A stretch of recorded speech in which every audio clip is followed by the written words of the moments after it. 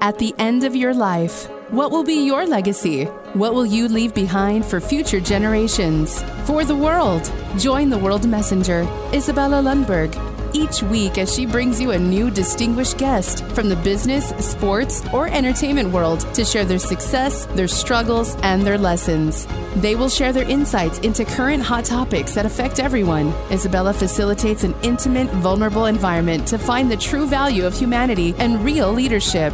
Are you ready for your legacy? The legacy that matters? Hello, my beautiful friends. It's Izabela Lundberg, the World Messenger, and I'm inviting you for another epic episode of Legacy Leader Show. I'm having phenomenal guests in studio today that I cannot wait for her to share her story. She is a mover and shaker that is making so much global footprint and impact.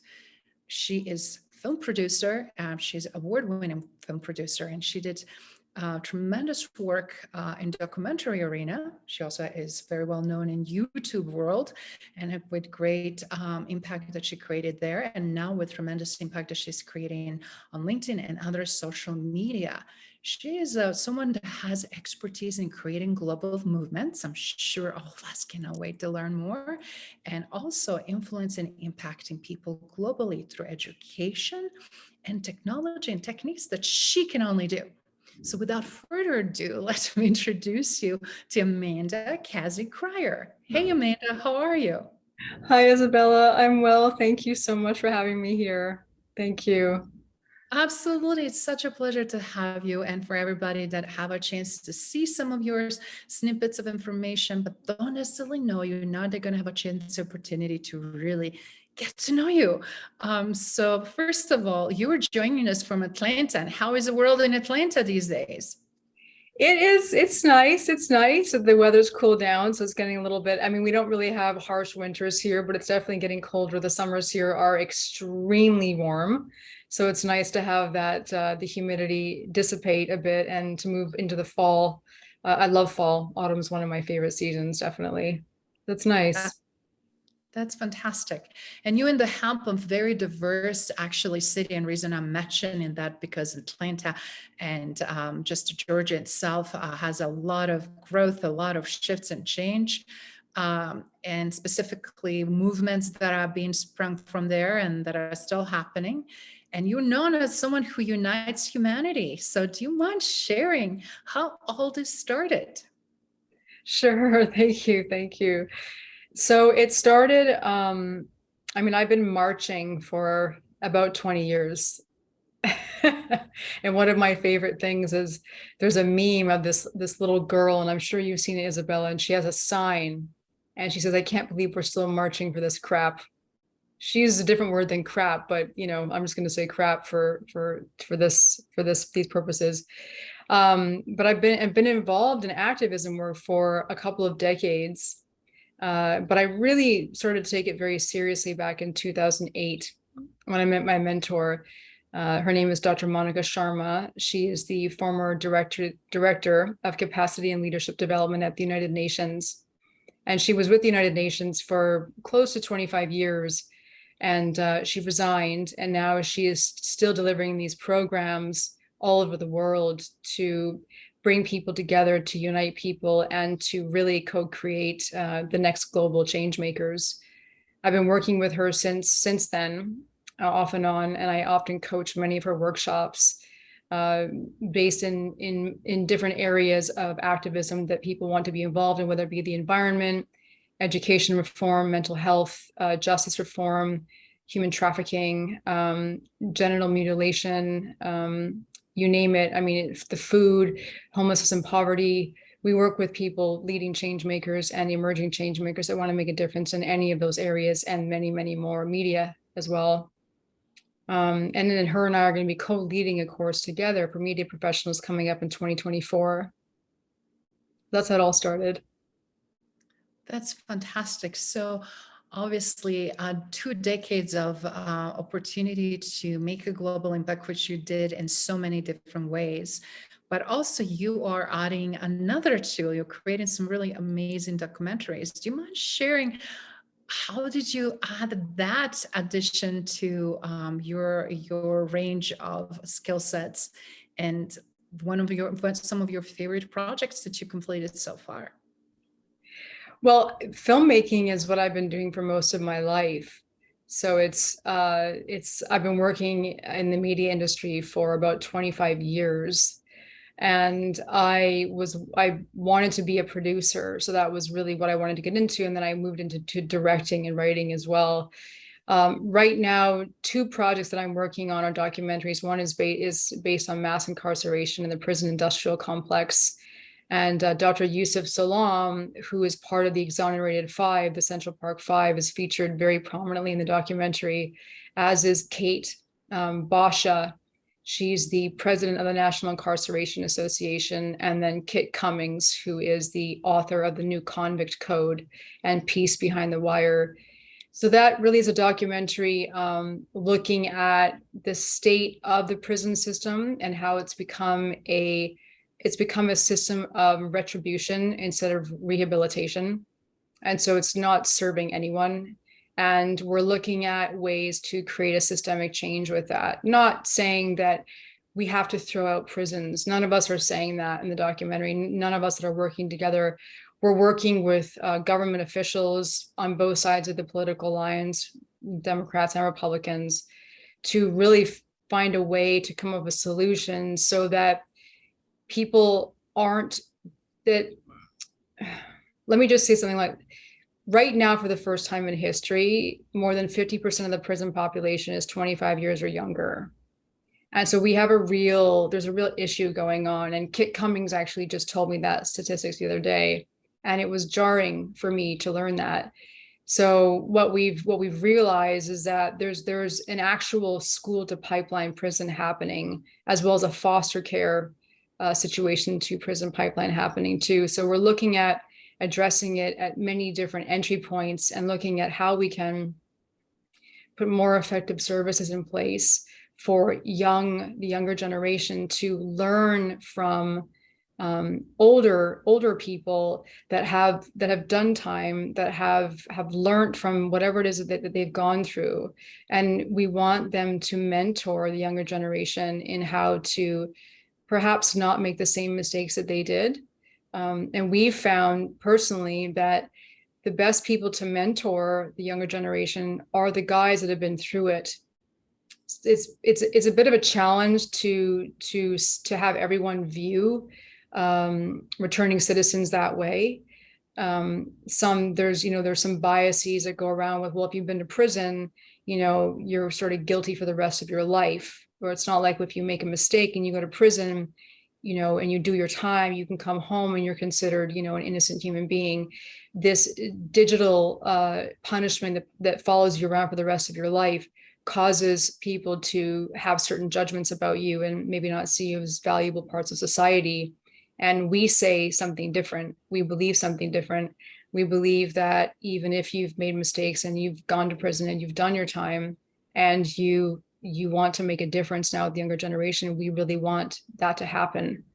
So that's part of what the documentary is about, is really empowering the men and women that have gone to prison to work with the younger generation, to really, work with them side by side, like big brothers and big sisters, to make sure that they don't make the same mistakes or go down the same road. I love that. That's such an important aspects in our society. And you're right, it's such alarming statistics that change the makeup of what used to be, and also initiatives and things that have been done. And we still have a system that failed so many that were wrongly convicted, just served almost life sentence or a long-term sentence. And after that, just could not know how to assimilate and integrate in society, let alone younger generation. Kudos for the vision and desire to do that. How did you start to get interested in this topic? Because it's like everything you've been doing are the very jolting, very impactful, and obviously very needed topics to be addressed. You mentioned human trafficking. You mentioned work with obviously people in prison system and changing that for better ways and outcomes for society. So since like you're always addressing some really deep, profound topics, how you choose your topic? It's, I care about so many different things. I care about uniting men and women, I care about uniting humanity. And sometimes, so to answer your question, how do I choose a topic? I'm not really sure exactly how I choose it. It's more that it's whatever speaks to me on a heart level. So, I mean, when I start to co-create something with the people that I work with, or with anybody that I'm collaborating with, I look at what it is that I stand for first and foremost.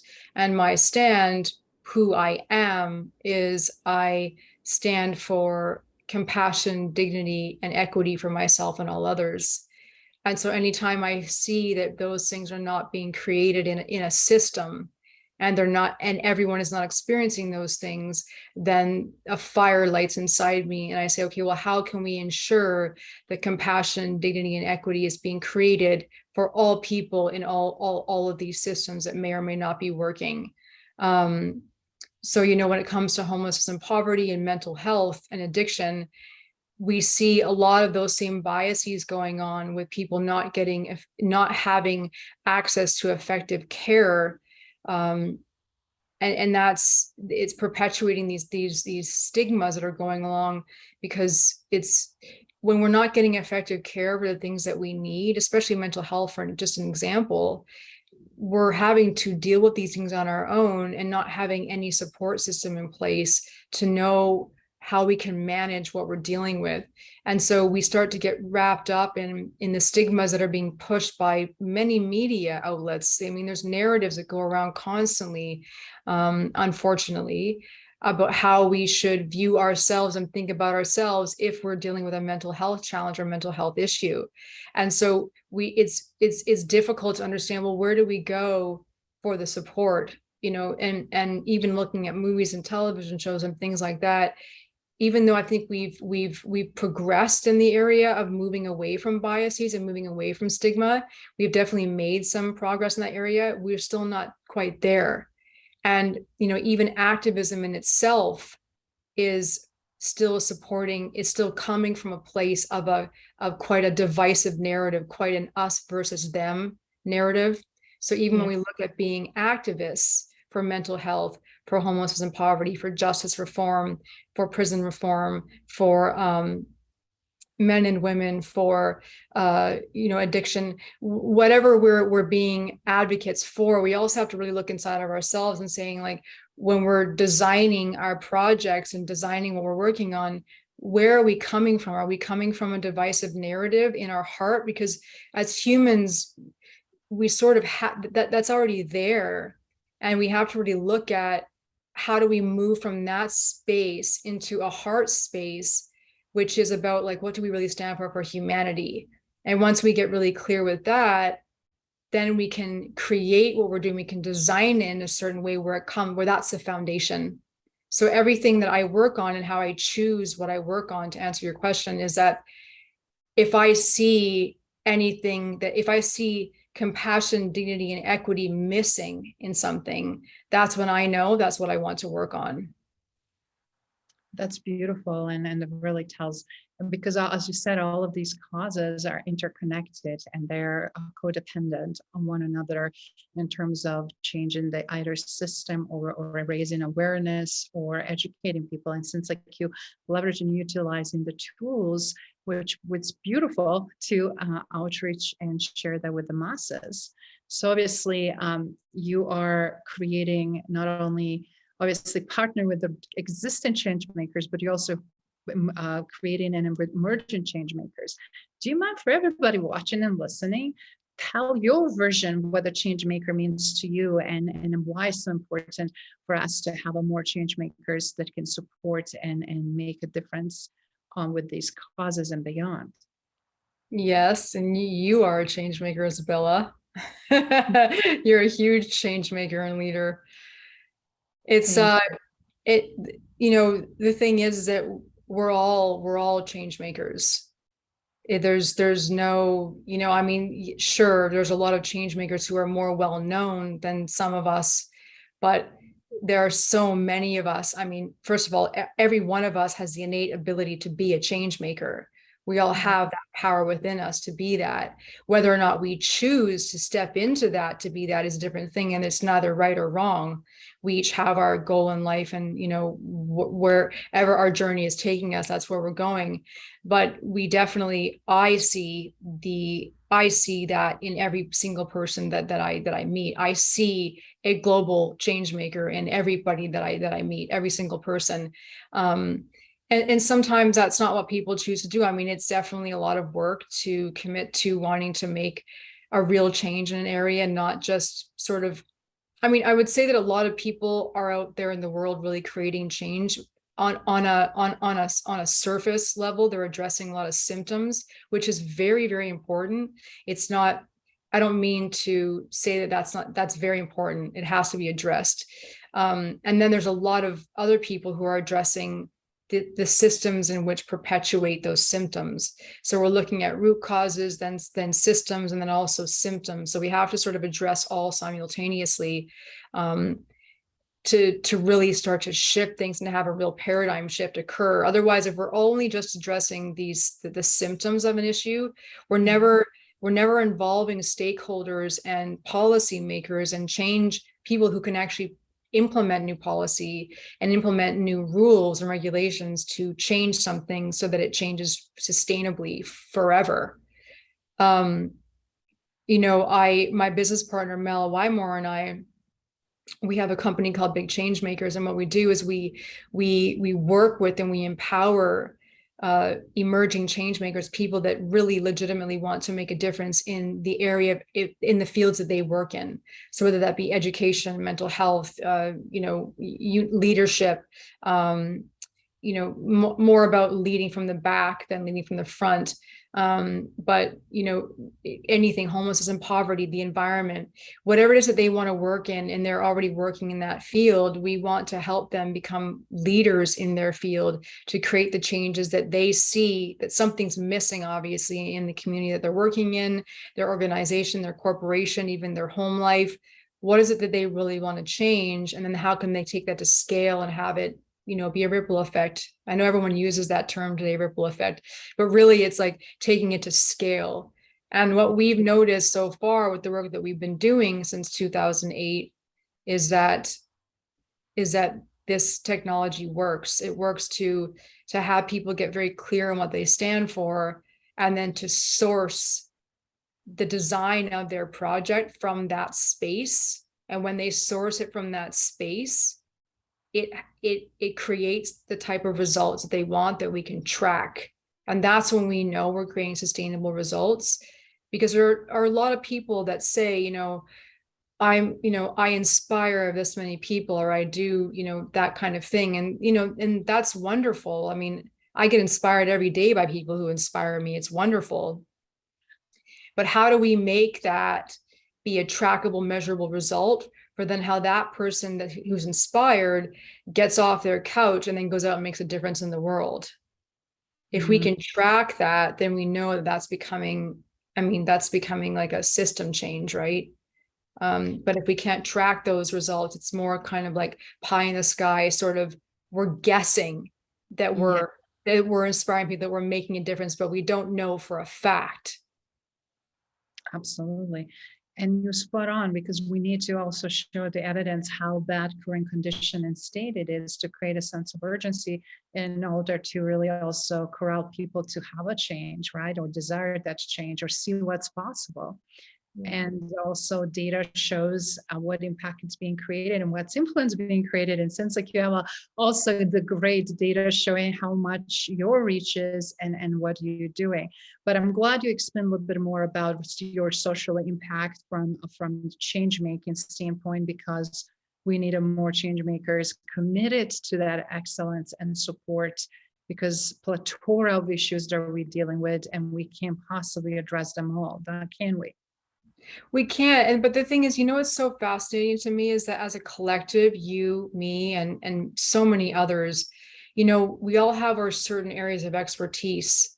Mine is media, right? You also are media. So it's like, in addition to other areas of expertise that you have, but it's, we work in media. And so, and my mentor has always said to me, some people will say, like just say, for an instance, they work in the healthcare industry. That's what they do for a living, but they want to change the environment.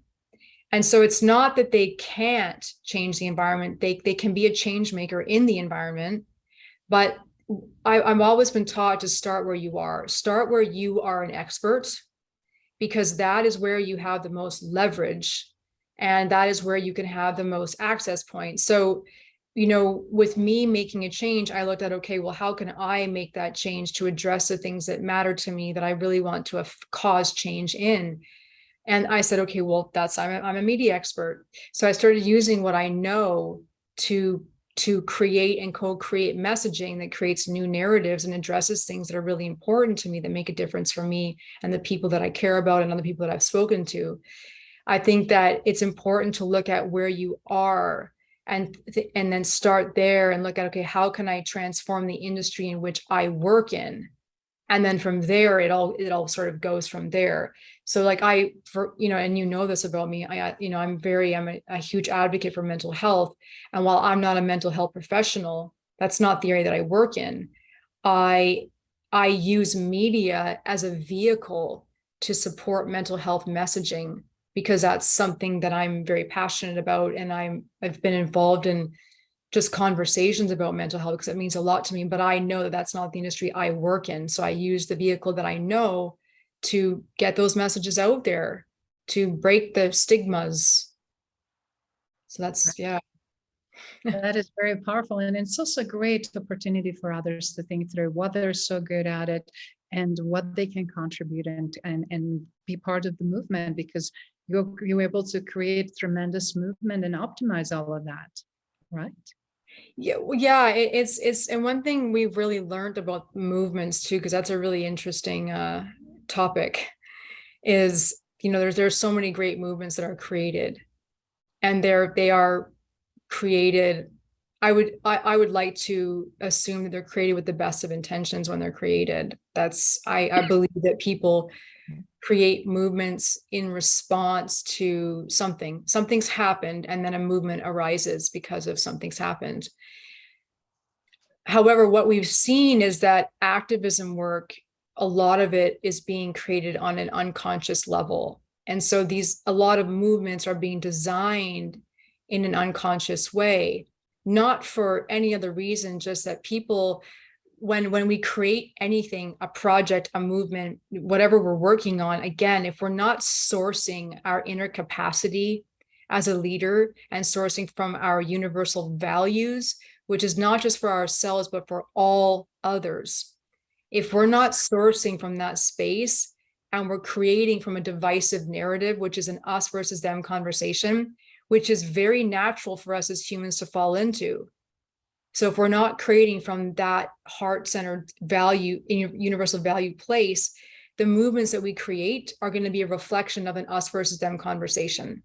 And that's how they're going to roll out, and that's how they're going to occur, and that's what's going to happen. So instead of bringing people together to fight for a cause that is so important for everyone to live in peace and harmony, sometimes the movements can end up dividing us further, unfortunately. Sometimes they don't, and sometimes they do, but it's important for us to look at how we design them so that the old ways of activism that we used to have, which supports that us versus them narrative, that we don't do that anymore, that we shift that. I love what you just said, because with everything that we do comes responsibility, right? And a lot of times we don't know where things are headed because everything is so evolving and growing. And we've seen quite a bit of movements that came in recent years and turned out disastrous because, as you said, they divided more people than brought them together. And then also created very different outcome as a result of it, what maybe was originally intended, and how important it is to adjust, because what something might be looking today of right might change tomorrow, and then know what your values are and what you stand for and what you were willing to compromise and what you're willing not to compromise on. So I think it's a, again, very, very pointed perspective, because we have to take a full responsibility for it, don't we? We absolutely do. We have to be accountable for all the messaging that we're putting out there and everything that we're creating. We have to be. I mean, it's otherwise, how are we going to unite each other? How are we going to unite ourselves?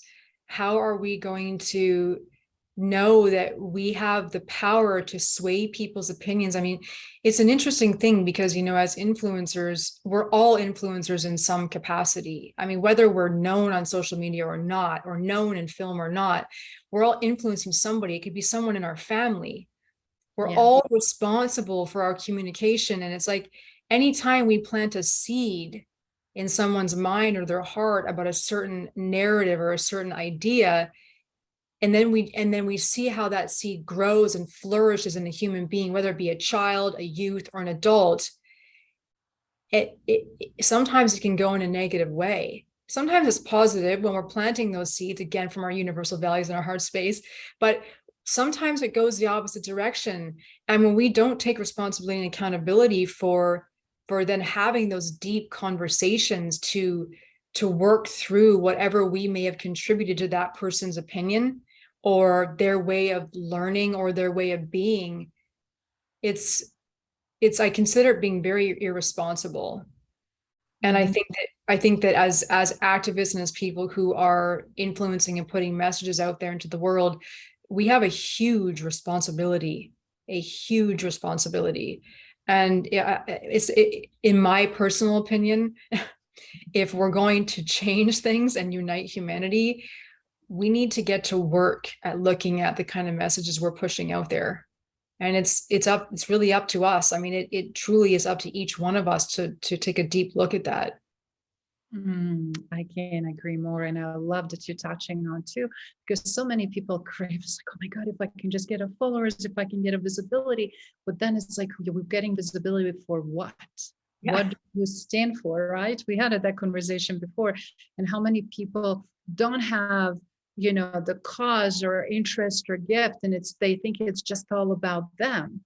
But in reality, when we are making impact, we're automatically turning into influencers, because then you are also influencing others. A lot of people just want to be influencing without making impact, and that's where the caution comes in. You know, it's like, you want to be known for what purposes, and what actually it's all about your leadership and legacy, what you want to be known for, right? So with that in mind, Amanda, do you mind sharing a little bit? Obviously, you are being impactful influencer. You have a great following on YouTube, great following on LinkedIn and Instagram. So I'm curious, how did you grow your brand? And am I right about how much impact you created, and as a result, influence followed? Or was it the other way around? Please tell us. Oh, I don't know, Izabela. I've been doing it. I mean, I haven't been utilizing social media for that long, but I've been doing this work for a long time. And with my partners and I too, my mentor, I think that because of the amount of years I've been doing it, when I started taking to social media and using that as a tool to make that difference or to start pushing sort of those messages out, it resonated with a lot of people. And, you know, I think that and I was speaking to one of my friends the other day, and she was saying to me, and she's a very impactful coach, extremely effective coach.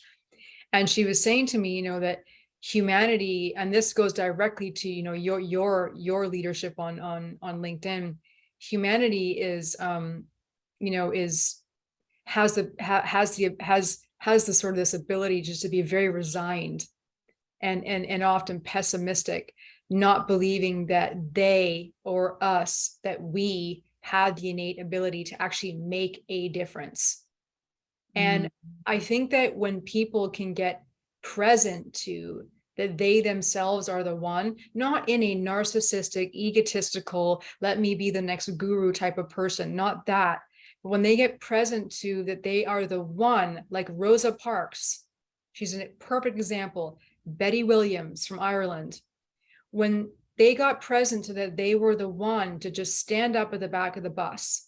Betty Williams said, this is not okay. She was a secretary in Ireland and said, this is not okay. When they decided that those things were no longer okay, they're just regular citizens like you and I. They said, we're not going to do this anymore. And so and the thing is that I don't believe that Rosa Parks or Betty Williams went out there looking for fame. They didn't go out there looking to be like an influencer. They went out there to cause a massive shift in an area that didn't work for them. And they did it.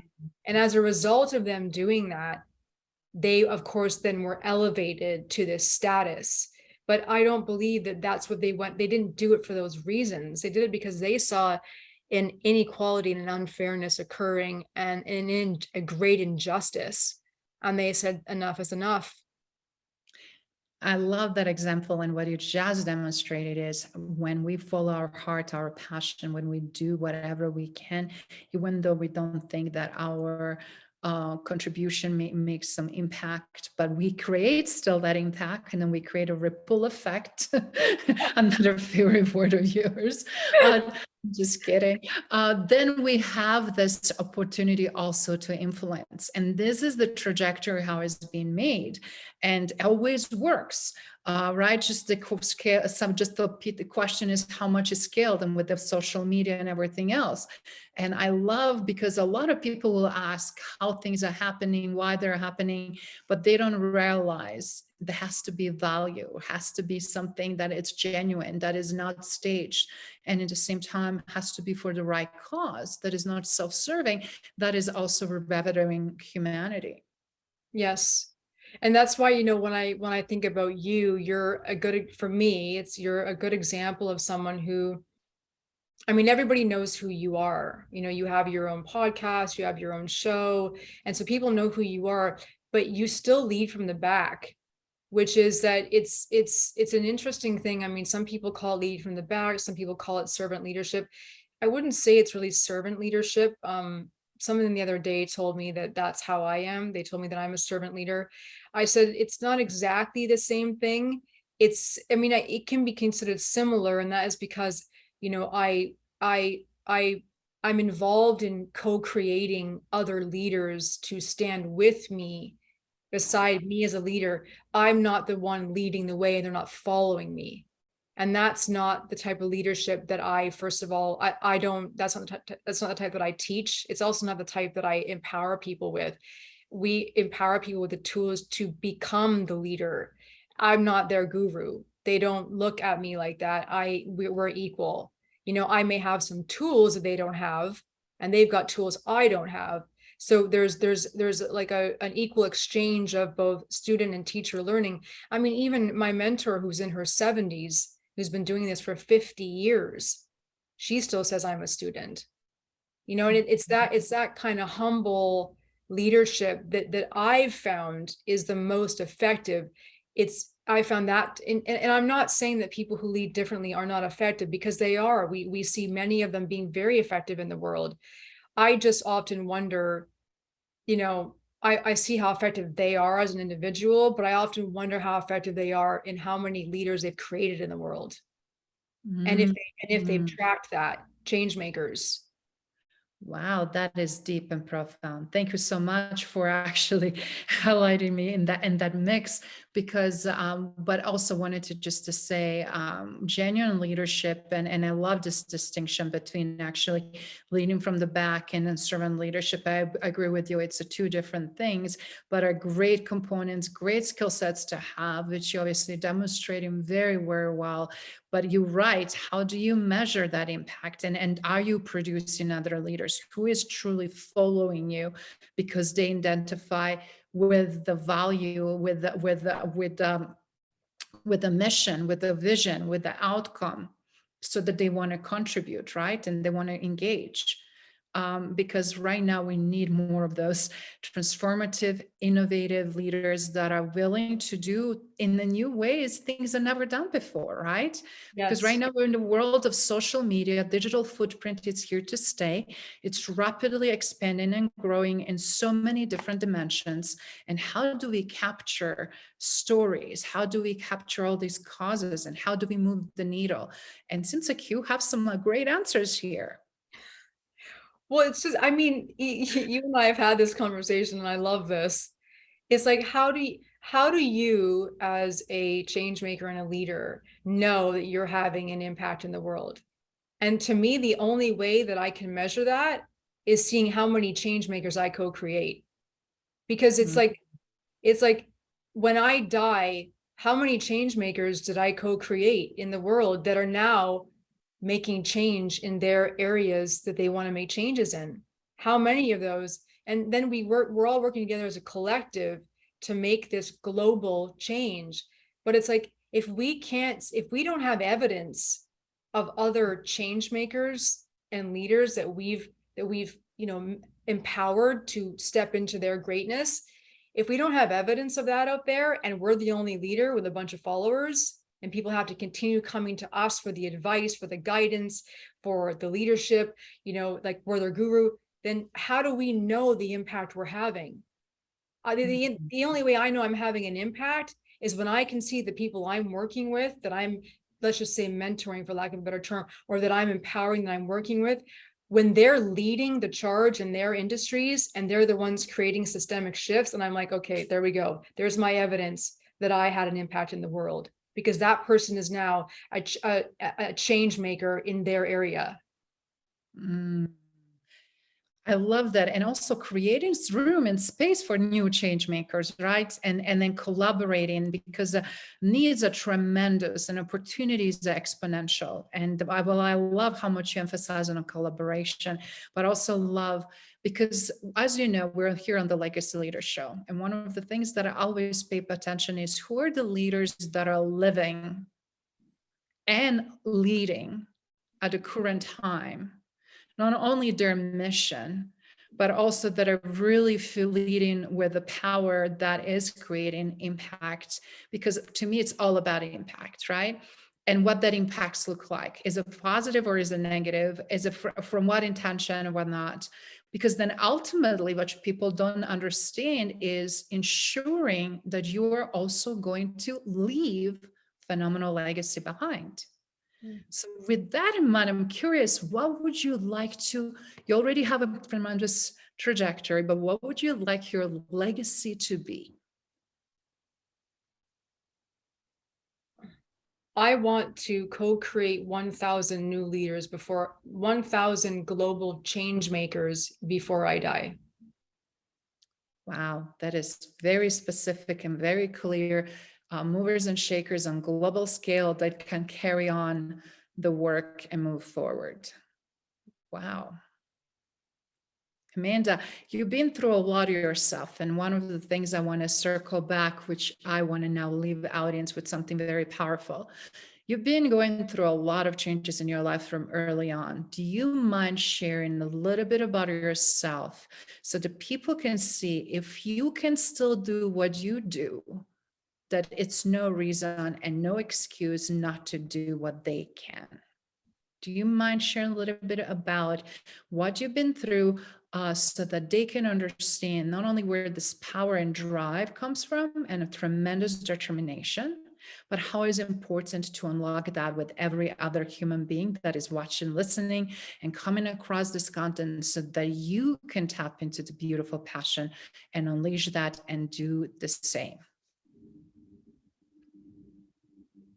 Everybody can lead change in the world if they want to. And,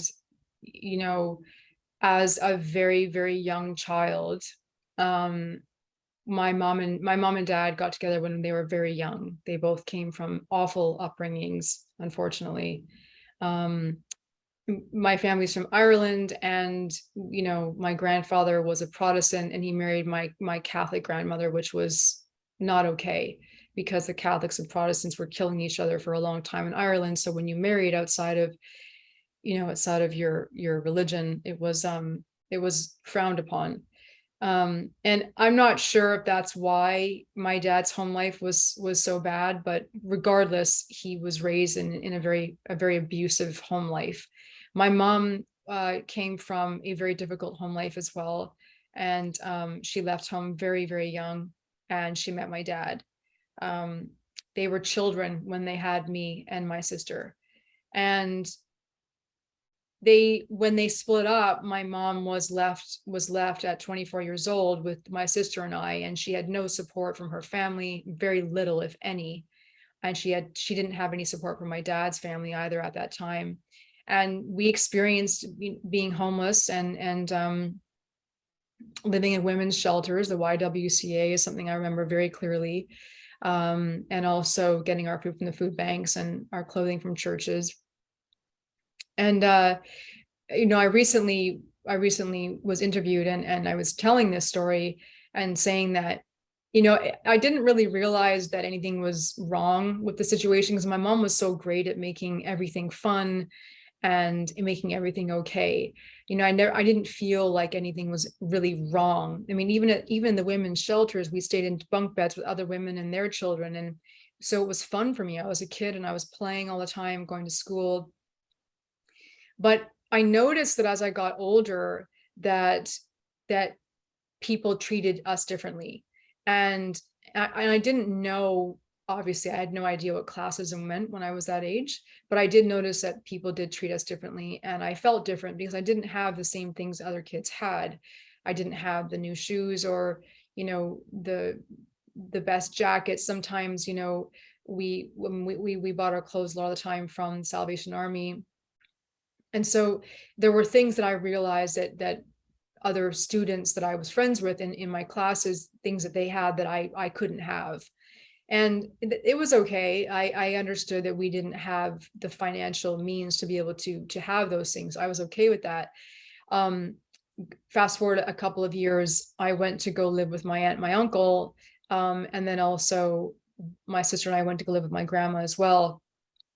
And she was a Catholic school teacher. She had more money and she dressed us a certain way. And I could see that, that the way we were being dressed and the clothing we had was definitely different than what I experienced being younger. And then we went to go live with my dad.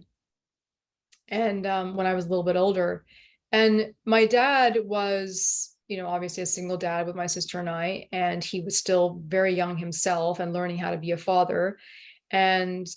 But he really loved us so much, just like my mom did. And he was just kind of learning as he went. And I remember the first Christmas where he had some money, he bought us a lot of Christmas presents. And that was the first time I'd ever experienced what it looked like to have a lot of gifts. And I thought, wow, this is amazing. I mean, this is something that I would like to have forever, be getting all these Christmas presents at Christmas. And I think I made money mean a certain thing at that moment in my life, that, money made me feel happier or more valuable or more worthy because I could have the things I wanted to have. And when I went to school, I could be more like the kids at school. But then I was very badly bullied in grade 6 and grade 7. And those are things that, I think those kinds of things always stick with you. And I have a couple of friends that I've had since then that are still my friends to this day that really stood up for me, because it was a new school that I went to and I didn't know anyone and I was trying to fit in and I didn't fit in, obviously. And the popular girls bullied me for a couple of years. And when I turned 13 and went into 8th grade, which is the first year of high school in Canada, I had a really good year. I made a lot of friends and I could tell that I was liked by people. And so I started to feel like I was more worthy and had more value. And then the bullying began again, though, in 9th grade when I went to go live back in Ontario in Canada. So just those experiences right there, just the homelessness and living, in poverty and then being bullied. I think for me, I've brought those experiences into my adult life, not in a way where I'm not healed from them, because I know that I've worked on those things.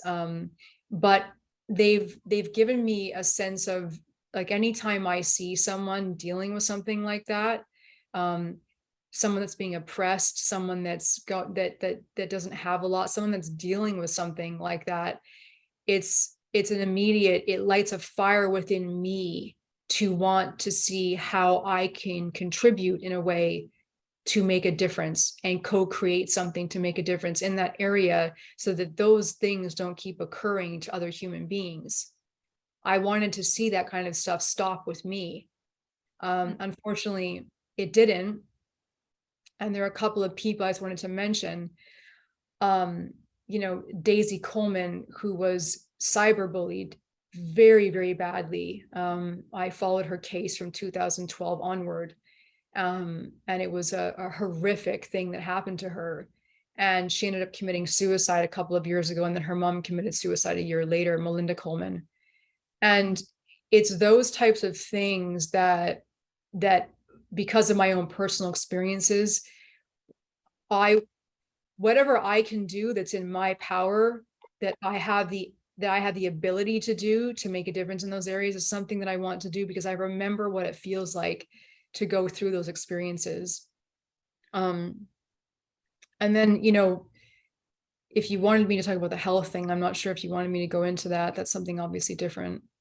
Sure, whatever you feel comfortable sharing, because I really wanted to give a sense of for everyone to understand that it's never good, perfect timing, and doesn't necessarily have to be personal experience to extend yourself and your talents to care and want to support someone. But especially for people like yourself and others that I had a privilege to work with in the past, that survived some of the worst human atrocities and things that are being inflicted by human hand, and still overcame them and triumphed in the end, and and showed kindness and compassion to fellow humans. How important it is to really show, and also what can we do in process of healing, but also what can we do in process of collaborating, and again creating this tremendous impact and difference. I love collaborating with you. This is so wonderful. I think that each one of us has the ability to turn our hurt into a superpower. Yes. Instead of going the other way. And I think that it's very easy to go the other way as well, to become a victim and to take on that role for a long time, because being a victim is it feels like kind of like a safe space, not taking, not feeling like we're empowered to take charge of our life because of whatever's happened to us. I'm a rape survivor. I'm a domestic violence survivor. There's the things that have happened to me throughout my life that I think that could have had me shut down my heart to a certain extent. And I think that nobody would blame me or any person for doing that if they had been through certain things in their life. Like you, Izabela, I know you've really been through it. And I don't think anybody would blame either of us if we became, very cold-hearted, guarded human beings as a result of those experiences. But something different happened for me, and I believe it's happened for you too, in that it's my heart widened, it expanded instead of becoming smaller. And I don't want to cry. Okay. But it's, what I mean? Like my heart expanded more. And thank you for what you shared so far. And I really appreciate Amanda being so vulnerable. And because, again, I love that contrast, because we live in very cruel, conflicting, and cold world right now, actually, fortunately, even though that is not the lens from which you and I are looking at the world and getting the views from the world. Oh. But given the magnitude of the issues and plethora of complexities that are keep staring back, right? We obviously have two choices: be conduit in positive way or negative. Even if we're neutral, it's still considered negative, just because complacency kills the most than anybody else people's motivation, aspiration, goals, and will, because when they feel like the people just simply don't care, cannot even relate, feels horribly defeating. And I first of all want to kudo you for vulnerability, for sharing, but also for really showing the contrast And I love what you said. We have a choice to be victim or we can be a victor.